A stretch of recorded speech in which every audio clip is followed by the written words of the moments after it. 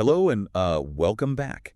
Before we jump into the rabbit hole today, we have to start with the essentials. Of course. This podcast will be distributed free of charge on all major platforms for educational purposes. That is right. And today we are turning our attention to a very specific, very fascinating slice of the archives. We are looking at session 216 of the early sessions, book 5 of the Seth Material. The date of record is December 9, 1965. And of course, we have to give a huge shout out to the publisher, the New Awareness Network, for keeping this material alive. Absolutely. It is a treasure trove. It really is. So here is our mission for today's deep dive. We are unpacking an unscheduled session. This wasn't on the calendar. No. This was an emergency meeting, essentially. Right. And it deals with, the universal experience of nightmares, the tricky nature of the subconscious mind, and the surprisingly mundane reality behind our deepest fears. It is a masterclass in dream analysis. It really is. Okay, so let's set the scene. It is a Thursday night in 1965, December 9th to be exact. Mm-hmm. We are in the living room with Rob, that's Joseph, and his wife Jane, who channels Seth. Yeah. And the vibe is described as relaxed. They're listening to music initially, but underneath that, it is chilling. Right, because Rob is not sleeping well at all. He is not sleeping well at all. He is stressed out. Between late October and early December, Rob has had a series of 5 intense dreams. And these aren't just like, I showed up to school naked dreams. No. These are high-stakes, physical peril, life or death scenarios. And there is a common thread in all of them, isn't there? His younger brother, Bill. Exactly. The younger brother. It was bothering Rob so much, this feeling that his subconscious was, I don't know, trying to tell him something or maybe kill him, he wasn't sure. Right. That they held this unscheduled session just to figure out what was going on. So grab a blanket, maybe turn down the lights. We are going into the dream world. And what I love about this session is that it shows how the subconscious acts like a dramatist. It really does. It takes raw data from your life and turns it into this blockbuster movie. Horror movie in this case. Yeah. Let's walk through the dreams first, because the imagery here is just, it's visceral. You can feel it. Let's start with dream number 1. This happened on November 19th, 1965. Okay, so picture this.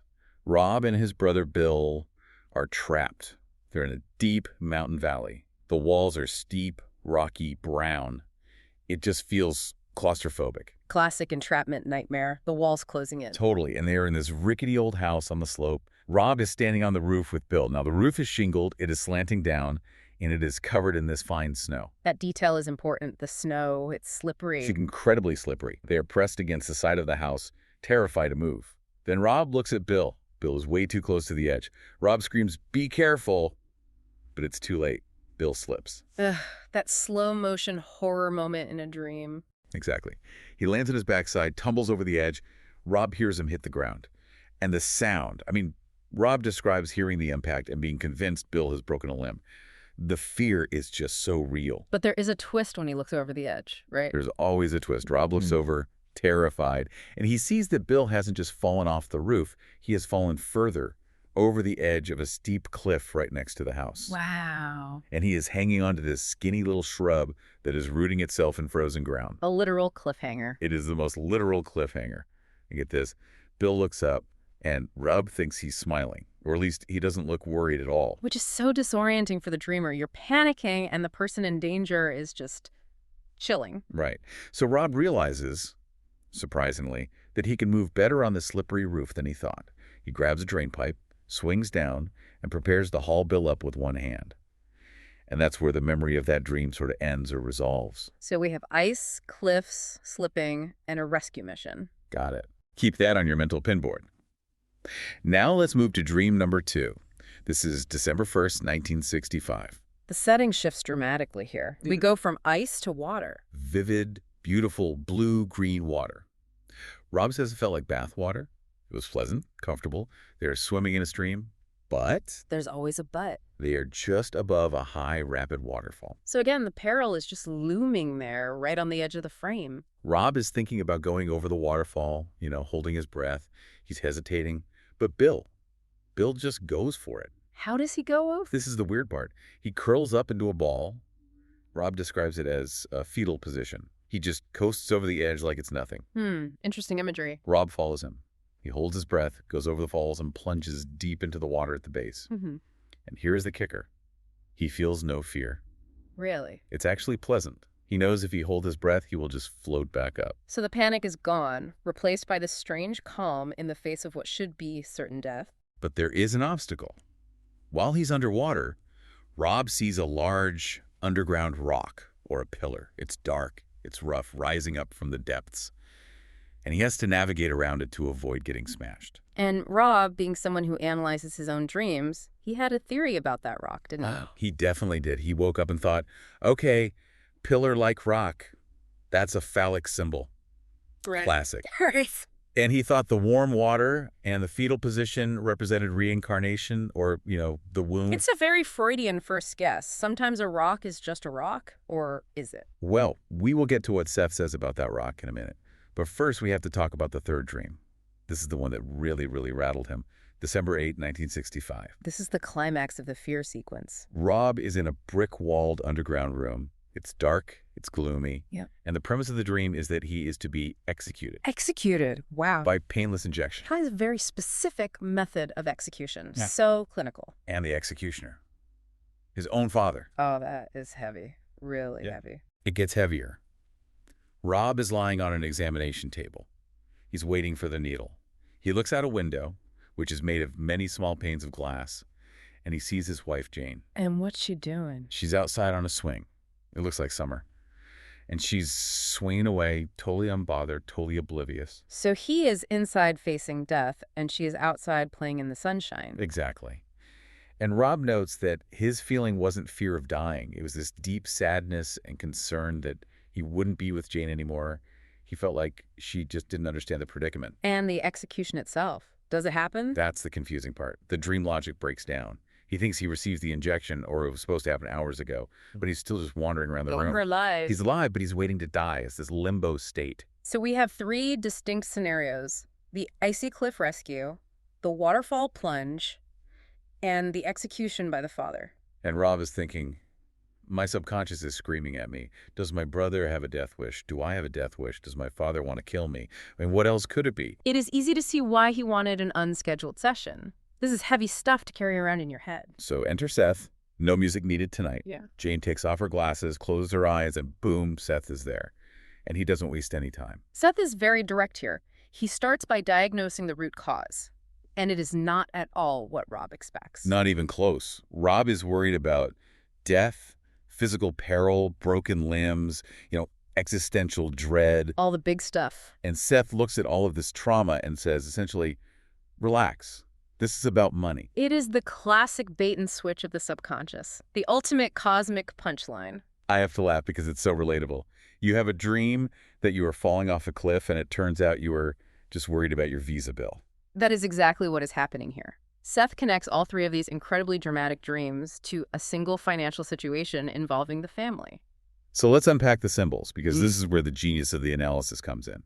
Seth says the heat causing all this stress is a furnace. A literal furnace. Apparently, the family Rob and his brother Bill are chipping in to buy a new furnace for their parents.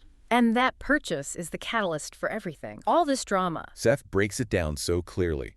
In Dream 1, remember the snow and the ice on the roof? Yes, the slippery, cold setting. Seth says the snow and ice represent the parents' lack of emotional warmth. It's a cold environment. That is a sharp metaphor. Ouch. And the falling. It's a cliff. Going into debt. Boom. Seth explains that Bill is impulsive. In the dream, Bill slips and falls first. In reality, Bill was the one who initiated the purchase. He fell into the debt impulsively. And Rob, being the older brother, the responsible one. He jumped in to save him. He didn't really agree with the purchase, but he couldn't let his brother fall alone, so he jumps off the roof. He jumps into the debt to help. But notice the detail Seth points out from the dream. When Rob jumps, he sees Bill has fallen further than he thought. Right. Bill was hanging over a second cliff. That wasn't just a random detail. No. Seth says this represents that Bill is actually in deeper debt than Rob realized. He has fallen further. So the dream is a literal status report on their financial entanglement. It's an accounting memo dressed up as an action movie. It is wild. Yeah. And that explains the second dream, too. The water. In over your heads. Exactly. Seth says the water represents the fear that they are both in over their heads. Yeah. Bill goes under first, up to his neck in debt. Rob follows because he fears the family situation will pull him under, too. But remember, in the dream, Rob felt calm in the water. He knew he could float. That's a key piece. Seth picks up on that. He says Rob comes to the surface because he knows deep down he wouldn't let this situation drown him. He has more control. But he doesn't see Bill come up. No, because he isn't sure if Bill can handle the financial pressure. He thinks Bill might actually stay under. It is such a precise translation of anxiety, just brilliant. And then we get to the fetal position. Rob thought it was about reincarnation. Seth is like, no, Joseph, it's just Bill retreating. When people are stressed, when they are overwhelmed by debt or pressure, they retreat, they curl up. It is a defensive posture. It's that simple. And the underground rock. Yeah. The one Rob was so sure was a phallic symbol. This is where we get into the third dream and the needle symbolism, which is just fantastic. Oh, this is the best part. Dream 3, the execution, the needle. Rob was convinced this was some deep sexual symbol. And Seth does confirm, yes, a needle can be a penis symbol. But he makes a very, very important distinction here. He says it is not a phallic symbol in the deep racial archetypal sense. It's much simpler, much more direct. He says it represents a prick. A prick. I mean, the pun is right there. It represents an attack or an aggression. Specifically, an aggression from the father. Right. The father is the executioner. But Seth explains, and this is so nuanced, it is a painless execution. Why? Why painless? Because the father doesn't mean to hurt Rob. There is no malice there. The father isn't trying to destroy him. But the situation the father is in, needing the furnace, needing the money, is hurting Rob. It is inflicting a penalty. It is executing Rob's hopes. Seth specifically mentions financial and artistic hopes. That really struck me. If Rob has to pay for his parents, he has to work more commercial jobs. He has to spend less time painting. That is the execution of his art. It is the death of his freedom, his creative spirit, caused by the father's needs. But the father is doing it painlessly, meaning without conscious intent to harm. It's just a needle, a little prick. But the consequences are fatal to Rob's artistic time. It is fascinating how the subconscious weaves that complexity. I love my father. He doesn't want to hurt me, but his needs are killing my dreams.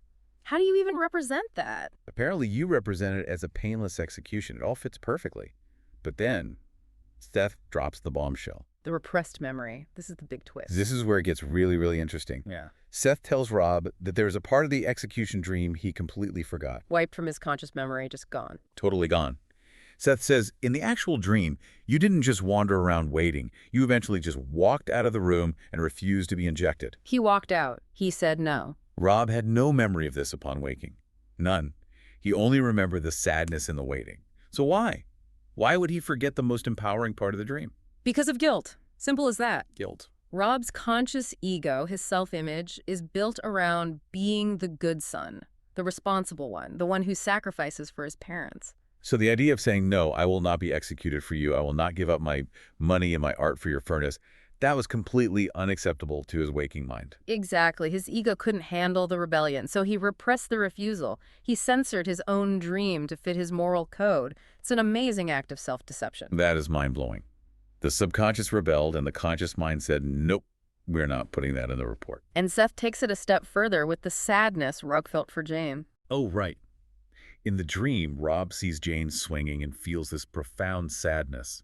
He thinks it's because he loves her so much, and he's leaving her. And Seth says that was a false emotion. A false emotion? I didn't even know that was a thing you could have in dreams.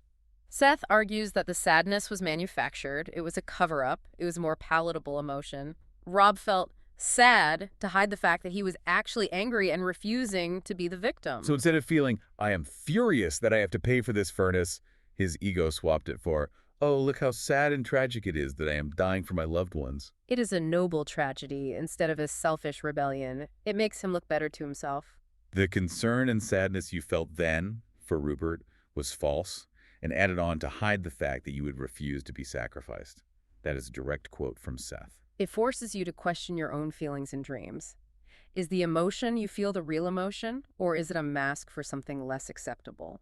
It's like the PR department of the brain stepping in and saying, okay, let's spin this as a tragedy, not a labor dispute. Precisely. That's a perfect way to put it. Now, I want to circle back to the brother dynamic, because I think a lot of listeners will relate to this. You have the responsible sibling and the impulsive sibling. Oh, yeah. It is a tale as old as time. Cain and Abel, but with a furnace. Right. Rob sees Bill falling off the roof. He sees Bill curling up in a ball. He sees Bill needing rescue time and time again. But notice Rob also resents it. He resents that he might get dragged down with him. That's the drowning fear. It's not just a fear for his brother, it's a fear of being pulled under by his brother. And the underground rock in the water dream. We never came back to that. Seth says that represents the obstacle of the father, or the parents more generally. It's this dark, unmoving barrier they have to navigate around to survive the stream of their family obligations. It is amazing how every little detail, the slippery shingles, the blue water, the rock, it all maps back to this one family dynamic. It shows that the subconscious is incredibly efficient. It doesn't waste symbols. Everything has a purpose. And speaking of efficiency, Seth drops a little nugget of clairvoyance in the middle of all this psychoanalysis. He does. And this is where the chilling vibe comes back in, but in a totally different way. Rob is worried his father is going to kill him, metaphorically. Seth says, no, your father isn't going to kill you. And actually, your father isn't going to die anytime soon either. But Seth makes a prediction. He says when the father does die, it will be painless, just like the needle in the dream. I have the quote right here. There is also some element of distorted clairvoyance in that your father's death, when it does occur, and it is not imminent, will finally be a painless one. Now, we can fact-check this. This isn't just theory. We can. Rob added a note to the transcript later on. His father died 6 years later, in 1971. Yeah. And it was peaceful and painless, just as predicted. That adds a whole other layer to the dream, doesn't it? It wasn't just processing the present, it was peeking into the future. It is spooky. It suggests that even in our most mundane anxiety dreams, there might be these kernels of precognitive truth. Or that the subconscious understands the trajectory of things, of life and health, better than we do consciously. So what does this all mean for us, for you, listening right now? What's the takeaway? It means we need to pay attention to the drama in our heads. We need to respect it, but also question it. The subconscious is a dramatist. That is the key takeaway for me. It turns budgetary anxiety into cliffs and executions. It amplifies the stakes to get your attention. It knows you'll ignore a little worry, but you won't ignore a death sentence. It's like if you dream you are being chased by a tiger, maybe you're just procrastinating on a deadline. Or if you dream you're drowning, check your credit card statements. Seriously. Next time you dream of falling, don't just think, oh, I'm afraid of heights. Ask yourself, where do I feel like I'm losing my footing in life? Where is the ground slippery? And look at the boring causes. We always want our dreams to be about past lives or spiritual epiphanies, something grand. Right. I am the chosen one fighting the darkness. And sometimes the darkness is just the cost of a new furnace. A literal heater. It is hilarious and humbling at the same time. But it is also empowering, because if you can decode the symbol, you can address the stress. Rob felt better immediately after the session, didn't he? He did. He realized, okay, I'm not dying. I'm not being executed. I'm just annoyed about the money. Yeah. And that is a manageable problem. Being executed by your father in a dungeon, that's hard to solve. Exactly. Paying for a furnace, you can write a check and move on. It turns a nightmare into a to-do list item. I love that. Turning nightmares into to-do lists. That should be a t-shirt. I would wear it, definitely. Before we wrap up, I want to leave you with a thought. Seth mentioned that Rob forgot the part of the dream where he said no. The refusal. How many of us are editing our own dreams?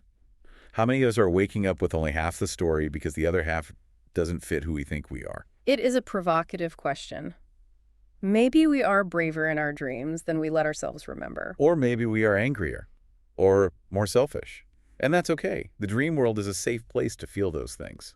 It is the ultimate pressure valve, and if we don't listen, it just gets louder. If you want to dive deeper into this, and trust me, we are only scratching the surface of what Seth has to offer, you need to check out the source material. We highly encourage you to study the Seth Material books. There are volumes of this stuff, and it is all gold. Every session is like this. You can find them at the New Awareness Network website and bookstore. That is sethcenter.com, the-early sessions. Go there, buy the books. Support the preservation of this knowledge. It is worth every penny. Again, the source we used today was Session 216 from the Early Sessions Book 5, published by the New Awareness Network. And remember, keep analyzing those dreams, even the weird ones about plumbing, especially the ones about plumbing. Especially those. Keep diving deep, everyone. We will see you next time.